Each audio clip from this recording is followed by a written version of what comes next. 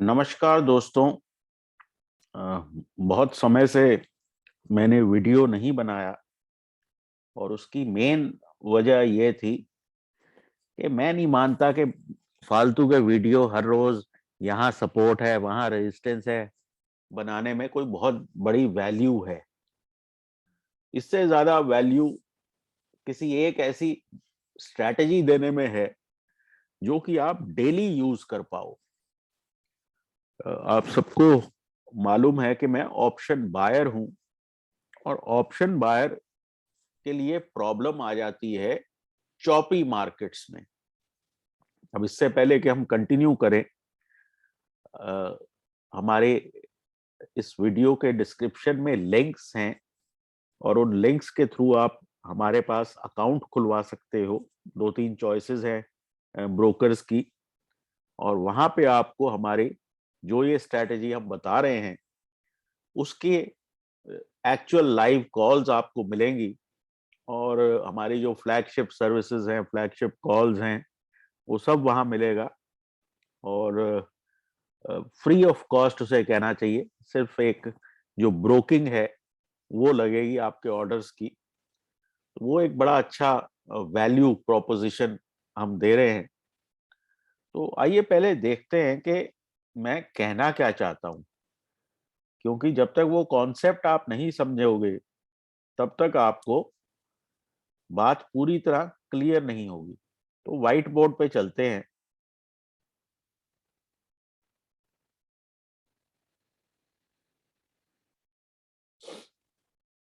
देखिए, इस overall strategy का बेसिस है कि हम एक इंडिविजुअल ट्रेड में निफ्टी पे 30 पॉइंट लेने की कोशिश करते हैं, एक इंट्राडे स्विंग में। और बीएनएफ पे, जो कि बैंक निफ्टी है,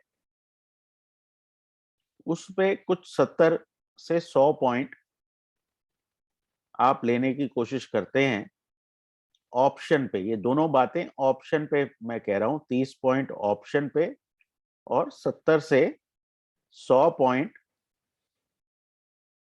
जो है बैंक निफ्टी ऑप्शन पे। 100 जो है, अगर बैंक निफ्टी में बहुत जबरदस्त मोमेंटम है तो 100, लेकिन एक एवरेज जो प्रॉफिट होता है स्कैल्प पे वो 70 से 100 होता है। अब मुझे लगता है कि आप सब लोगों को सेटअप्स पता होंगे, जिन लोगों ने भी हमारे वेबिनार्स वगैरह किए हैं, कि आपको ध्यान देना है बुलिश बार्स का। एक बुलिश बार ये होती है, दूसरी ये होती है, और वही ऑपोजिट में बियरिश के लिए होगा। ठीक है, ये मैं आपको यहाँ पे ये ड्रॉ करके दिखाता हूं। ये एक पैटर्न है, एक रेड बार के बाद एक ग्रीन बार। ये दोनों इंडिविजुअल बार्स हैं, पहली दो जो हैं। फिर जो है एक रेड बार है, और उसके साथ साथ ये ग्रीन बार्स चल रही हैं, लेकिन इसका भी इम्प्लीकेशन वही है कि ये बुलिश बार्स हैं। प्लस नैरो रेंज बार अगर बन जाए तो वो भी एक पैटर्न है। तो मोटे तौर पे इस तरह की बुलिश बार्स पे आपको ढूंढना है और एक्ट करना है। लेकिन क्या ये किसी भी इस तरह की बार पे एक्ट आप कर सकते हैं?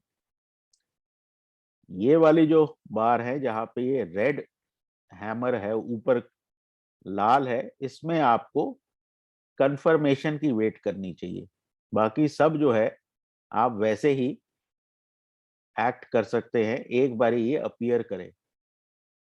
अब आप सबको पता है कि मैं पिवट्स का फॉलोअर हूं, और पिवट्स पे एक आपको कोई गूगल आप करेंगे तो आपको काफी जानकारी मिल जाएगी। इस एक वेबिनार पे पिवट्स की भी बात करनी थोड़ा सा बड़ा वीडियो हो जाएगा।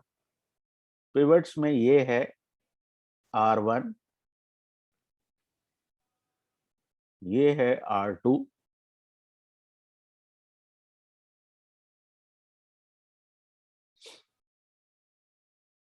ये है S1,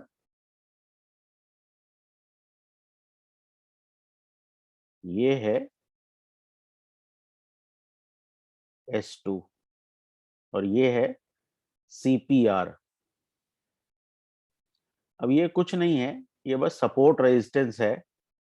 जो लोग आपको बताते हैं कि जी उन्होंने ट्रेंड लाइन खींच खींच के सपोर्ट रेजिस्टेंस बनाए, यहाँ पे आपको एक दिन पहले सिर्फ कैलकुलेशन से बहुत बढ़िया सपोर्ट रेजिस्टेंस मिल जाता है। अब आपकी पास स्ट्रेटजीज क्या हैं? मेरे पास स्ट्रेटजी सबसे अच्छी ये है मीन रिवर्जन, जिसका मतलब है कि अगर बाजार ऐसे R2 के पास जाते हैं तो इस तरह की चॉपी मार्केट में आपको मीन रिवर्जन मिलेगा।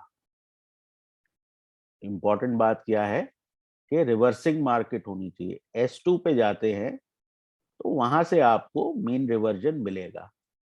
ठीक है, कभी कभार क्या होगा कि अगर आप पिवट पे खुल रहे हैं, CPR पे खुल रहे हैं और R1 के पास ओपनिंग बार आपकी जाती है तो वहां से आपको फॉलो थ्रू मिलेगा। तो ये इंपॉर्टेंट बात है कि आप खुलते कहाँ हैं। अगर आप गैप डाउन या गैप अप R2 या S2 के बियॉन्ड खुल रहे हैं तो वहां से आपको मीन रिवर्जन देखना चाहिए। और अगर आप पिवट के बहुत नजदीक खुल रहे हैं तो वहां से आपको एक्सपेंशन देखनी चाहिए। तो दो कॉन्सेप्ट हैं, एक है एक्सपेंशन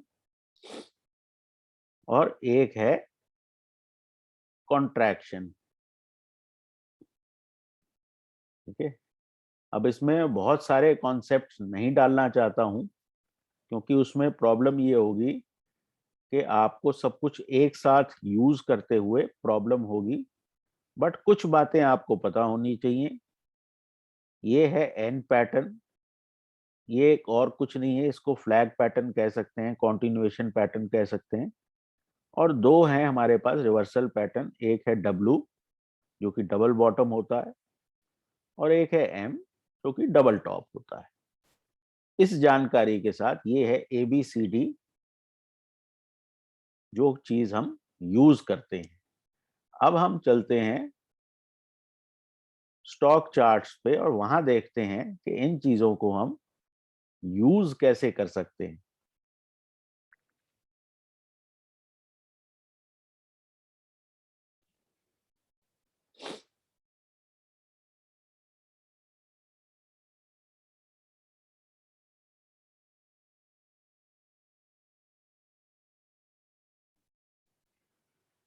कल के हम आपको कुछ ट्रेड दिखाते हैं कि कल हमने क्या किया।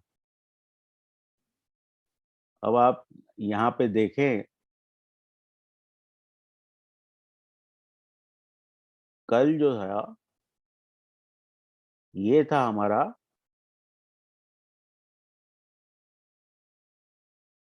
17,500 का जोन। जब हम यहाँ पे 510 के आसपास आ रहे थे तो ऐसा बहुत क्लियर था कि ये लो जो है टूट जाएगा।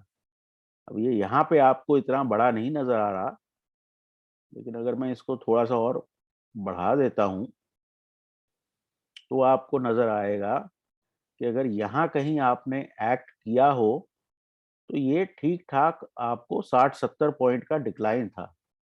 ये 509 से लेके यहाँ पे लो तक 462 तक आप आ गए थे। अब हमें ये पता है 17,500 पे बहुत कॉल और पुट लिखे हुए थे। तो जैसे ही 17,500 ऊपर से नीचे की तरफ ब्रेक हुआ तो आपको 30 पॉइंट बहुत इजीली मिल गए।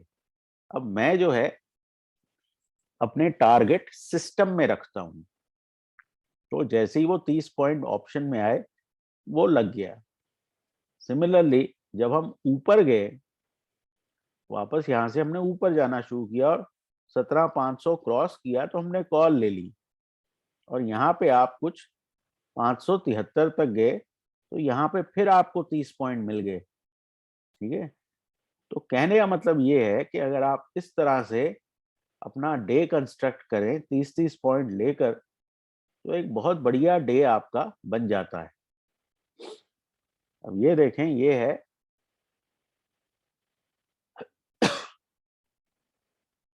Bank Nifty. बैंक निफ्टी में क्या हुआ कि यहाँ कहीं हम 39,000 के आसपास हम घूम रहे थे। जब हम यहाँ से ब्रेकडाउन की तरफ आने लगे तो यहाँ पे हमने 39,000 का पी लिया और इस डिक्लाइन में हमें बहुत इजीली 100 पॉइंट मिल गए। तो आप अगर वैसे ट्रेड करें तो ये इस तरह की चॉपीनेस में ऑप्शन बायर को नुकसान होता है। लेकिन अगर ऑप्शन बायर इस तरह की मूव्स को बीच में से चॉप कर ले तो उसको बहुत बढ़िया प्रॉफिट हो सकते हैं, और ये डेली हो सकते हैं। सिर्फ प्रैक्टिस की बात है। इसमें हमने देखा है कि आप 5 ट्रेड लेते हो तो मोर और लेस आपके जो हैं 4 ट्रेड तक सही हो जाते हैं। और मैं एग्जैजरेट नहीं कर रहा हूं, मैं रोज ये काम करता हूं और ये मेरा तजुर्बा है। और इसमें बहुत ज्यादा रिस्क रिवॉर्ड की बात नहीं है। यहाँ पे ये है कि आप अपने लॉसेस प्रिवेंट करें और जब फायदा हो तो अपना 30 पॉइंट का टारगेट निफ्टी पे, 70 पॉइंट का बैंक निफ्टी पे लेते जाएं। ये एक तरह की वो है दुकानदारी टाइप। ठीक है। अब आप ये देखो, उससे पिछले दिन अगर हम चलते हैं बैंक निफ्टी पे, तो यहाँ पे कितनी बार सपोर्ट लिया है। ठीक है। तो यहाँ पे अगर आपने लॉन्ग पोजीशन ली तो इजीली आपको 100 पॉइंट मिल गए। ठीक है। फिर आप वापस यहाँ आ गए इस सपोर्ट पे, और यहाँ पे आपने ये देखो किस तरह का आपने एक साइडवेज पैटर्न बनाया। यहाँ फिर आपने पोजीशन ली तो फिर आपको 100 पॉइंट मिल गए। तो इस तरह से आप जो है मोटा मोटा पिवट्स और सेटअप्स के नॉलेज से बहुत बढ़िया अपनी डेली इनकम बना सकते हैं। हर बात प्रैक्टिस से होती है। यहाँ पे ये तारीख थी 3 तारीख। यहाँ पे भी आप देखें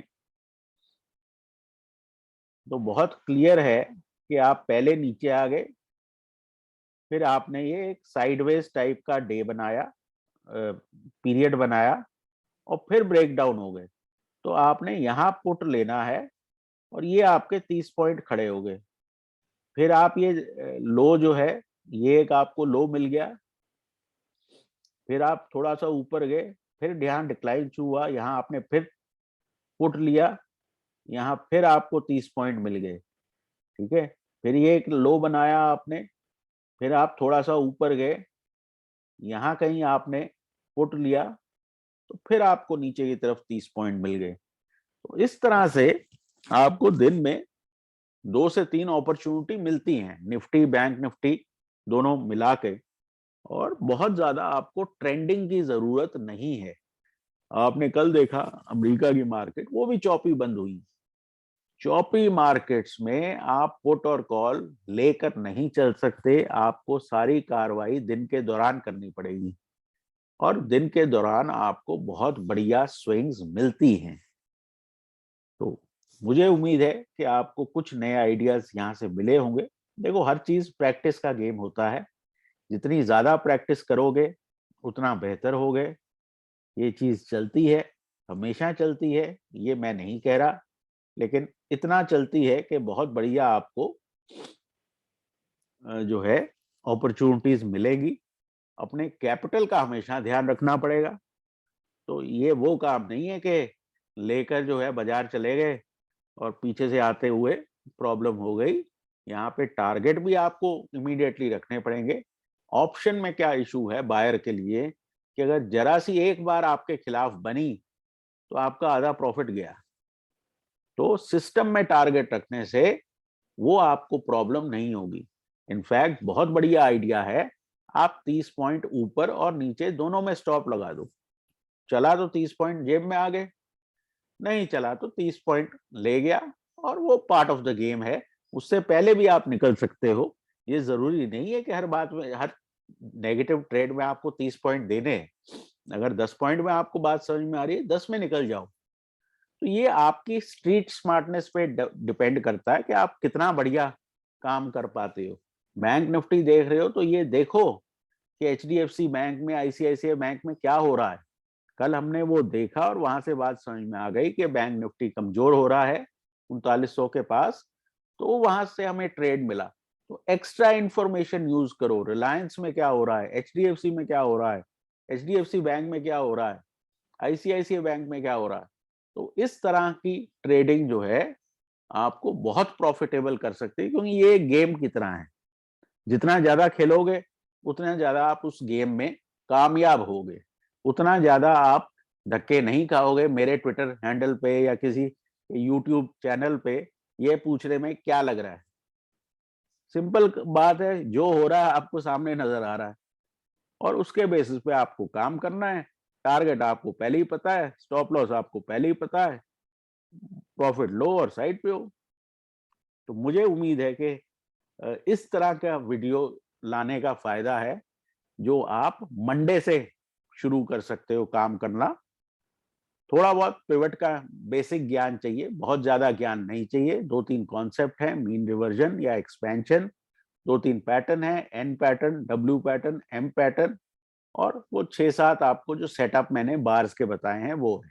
कोई इंडिकेटर नहीं। और ठीक है, अपना 20 डीएमए 200 डीएमए साथ में रेफरेंस के लिए लगा सकते हैं, बट और कोई लंबे चौड़े इंडिकेटर की जरूरत नहीं है। तो इस वीडियो में इतना ही। मुझे उम्मीद है कि आपको इससे फायदा होगा। टेक केयर और अपने वित्तीय सलाहकार की जरूर राय लें।